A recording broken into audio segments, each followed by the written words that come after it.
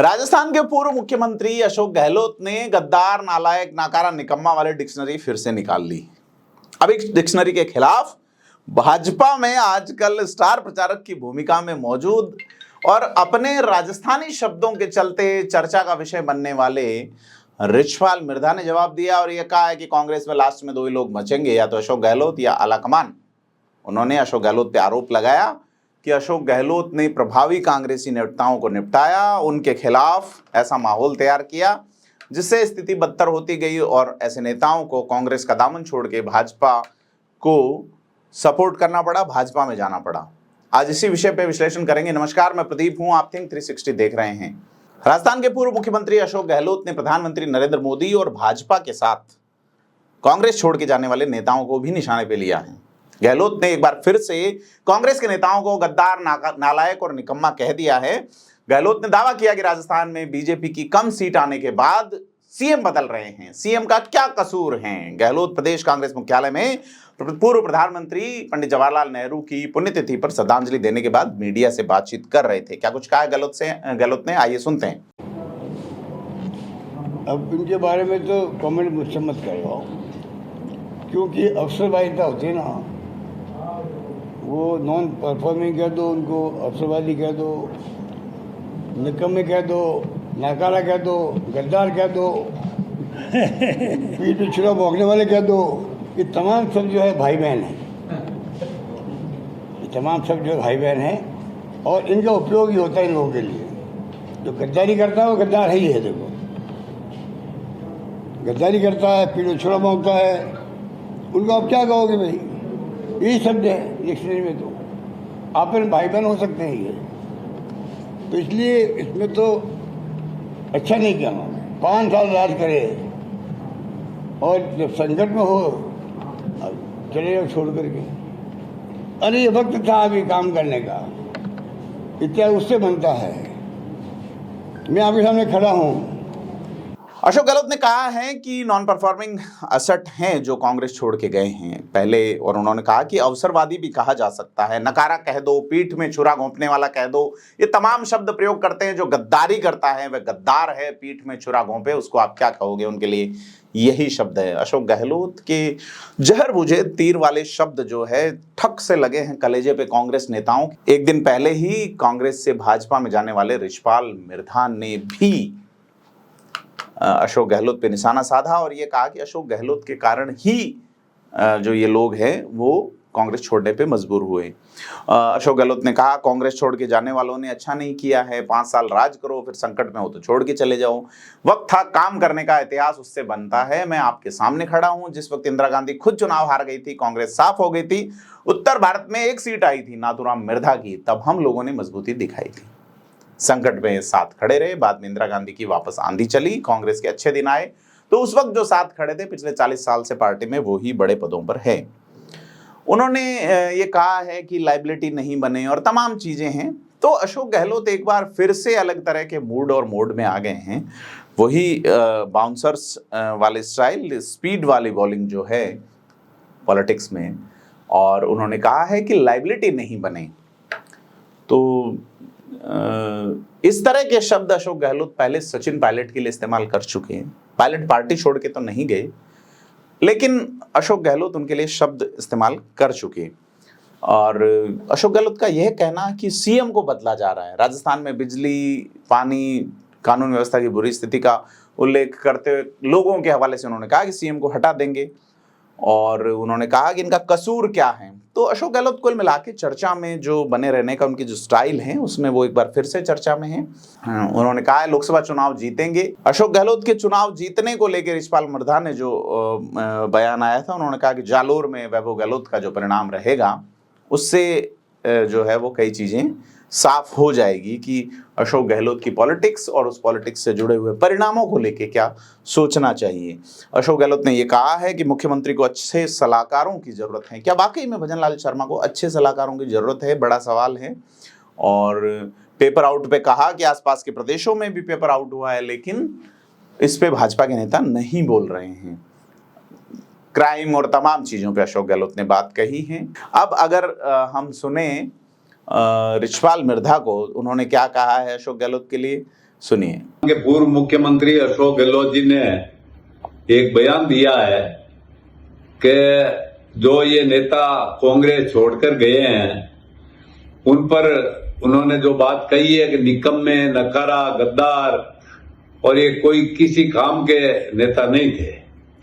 माननीय गहलोत साहब, मैं आपसे पूछना चाहता हूं कि पहले तो 3 बार सुनना पड़ता है कि आपने कहा क्या है, जब समझ में आती है बात पूरी। और आपने जो ये बातें कही है कि सत्ता का सुख भोगने वाले, किसने सत्ता का सुख भोगा है 5 साल? हमारे तो बिल्कुल काम ही नहीं होते थे। हमने हमारा मान सम्मान बचाने के लिए कांग्रेस पार्टी को छोड़ी है और आपकी वजह से छोड़ी है। इस सब के कारण आप ही हो। और जिन्होंने सत्ता का सुख भोगा है, आपके पॉलिटिकल पापा, आप जिसके बनके नागौर में जिसको आपने काम किए जिनके, वो आज भी आपके पिट्टू बने बैठे हैं और उनका ही काम आपने किया और उनको नागौर में आपने आगे बढ़ाया। हमने तो हमारी ईमानदारी से पार्टी के लिए खून पसीने को सींचा था, इसलिए हमारा मान सम्मान बचाने के लिए हम भाजपा में आए और मोदी जी के हाथ मजबूत करने के लिए और पार्टी के मजबूत करने के लिए हम ता जिंदगी इस पार्टी में काम करते रहेंगे। हमारा कोई स्वार्थ नहीं है। अब आप बोलते हैं कि ये नेता किसी काम के नहीं। आप 4 तारीख पहले ये बयानबाजी कर लो, फिर आपको मौका नहीं मिलेगा, क्योंकि आपकी परफॉर्मेंस का पता जालोर में चलने वाला है। क्या आपकी परफॉर्मेंस कैसी है, राजस्थान में कैसी, पहले तो आपको जालोर में ही पता चल जाएगा आपकी परफॉर्मेंस का। और आपने जो बातें हमारे लिए कही है, कांग्रेस छोड़कर वो गए, वो निकम्मे, वो आप कांग्रेस के लोकप्रिय नेताओं के लिए भी कह चुके हैं। जिन नेताओं को आपने खत्म किया, जो नेता इस पार्टी को राज में लाने का जिन्होंने काम किया, उनके लिए भी आप कह चुके हैं कि ये नकारा है, ये गद्दार हैं, ये बिल्कुल ही किसी काम के नेता नहीं है। तो आप तो अपनी जमीर बेचकर आपने जो 5 साल एक टांग पे खड़े होकर सरकार चलाई, उसका आप क्या जवाब देने वाले हो लोगों को? हमारे ऊपर आप क्या आरोप लगा सकते हो? हम तो एकदम हमने हमारे घर से कुछ लगा के इस पार्टी को सींचा है। हमने किसी पार्टी, आज तक इस पार्टी में हमारे पर कोई 2 रुपए लेने का किसी का आरोप नहीं लगा। आपने कहा सत्ता का सुख भोगा, सत्ता का सुख भोगा, वो तो नागौर से आपने उससे गठबंधन किया है और कौम को खत्म करने बाद काम किया है, तो उसके साथ मिलकर किया आपने। जिस कौम की पॉपुलेशन 23-24% राजस्थान में है, उस कौम के लोगों को भी आपने खत्म करने का काम किया। इसलिए आपको कोई कहने का हक नहीं है कि आप गए, छोड़ के गए, वो गए। आप खुद की वजह से जो आपने जिस स्थिति में कांग्रेस पार्टी को पहुंचाया, उसके जिम्मेवार राजस्थान में सिर्फ आप अकेले खुद नेता ऐसे हैं जिसकी वजह से ये पार्टी की दुर्गति हुई है। और भी कई नेता कांग्रेस छोड़कर चले जाएंगे। इस पार्टी में आप और आला कमान 2 ही बचेंगे, कोई नहीं बचेगा मेरे हिसाब से। और आला कमान भी पता नहीं उनकी क्या मजबूरी है कि जो बात आप कहते हैं वही होती है। और आला कमान ने जो यहाँ मीटिंगें करवाई, आपने जिस तरीके से उनको नीचा दिखाया, उनके फैसले को आपने ठुकराया, और आप इतने मजबूत हैं कि आला कमान को भी आपके सामने झुकना पड़ा। इसलिए आप कृपया ऐसे बयान देने से पहले सोचें कि आप किन के बारे में कह रहे हैं, क्या कह रहे हैं, क्या नहीं कह रहे हैं। इसलिए मैं पुरजोर शब्दों में इन बातों का खंडन करता हूं और आपसे निवेदन करता हूं कि अगर ऐसे बात और ऐसी शब्दों का दोबारा आपने प्रयोग किया तो हम भी करना जानते हैं। धन्यवाद। तो आपने सुना कि रिछपाल मिर्धा जो है वो खासे प्रभावी नजर आए हैं अशोक गहलोत के खिलाफ। उन्होंने कहा है कि वो और उनके बेटे इसलिए कांग्रेस छोड़ने पे मजबूर हुए कि 5 साल तक उनका कोई काम नहीं हुआ था। तमाम चीज़ें जो है वो नज़र आ रही हैं राजस्थान में। अब 1 सप्ताह के आसपास समय बचा है कि निर्णय आ जाएगा कि जनता ने मतपेटी में किसका भाग्य लिखा है। तमाम चीज़ें जो है वो 4 जून को तय हो जाएगी कि किसका भाग्य जो है वो सांसदी के लिए लिखा है। राजस्थान से मंत्री कौन होंगे, राजस्थान से मंत्री कौन होंगे, उससे पहले केंद्र में सरकार किसकी बनेगी, तमाम चीज़ों का जो परिणाम है वो 4 जून को आएगा। तो यह सारी जो चीज़ें हैं कि अशोक गहलोत का यह बयान, और उसके अशोक गहलोत ने आज बयान में मुस्लिमों की भी बात की, उन्होंने बैकवर्ड कास्ट की भी बात की, और जिस तरीके से मुस्लिम आरक्षण को बदलने की बात आ रही है, उसको लेके भी अशोक गहलोत ने अपनी बात कही है। सामाजिक सुरक्षा पेंशन बकाया पे बोले, तमाम बिंदुओं पे अशोक गहलोत एक बार फिर से बोले हैं। तो कुल मिला के वो पार्टी में एक बार फिर से फॉर्म में आए हैं।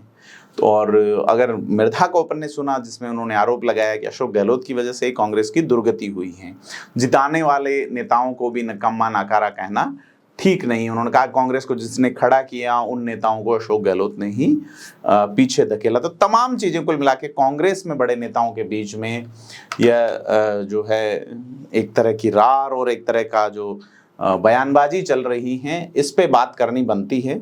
आपको क्या लगता है कि अशोक गहलोत का जो स्पीच है इसका पॉलिटिकल एंगल क्या होगा? क्योंकि अशोक गहलोत की स्पीच की, अशोक गहलोत के बयानों के अक्सर राजनीतिक मायने अलग निकलते हैं। सचिन पायलट अपने स्तर पे अपने तरीके से मेहनत कर रहे हैं, वो लगातार चुनाव प्रचार में बिजी है, अंतिम चरण के लिए भी।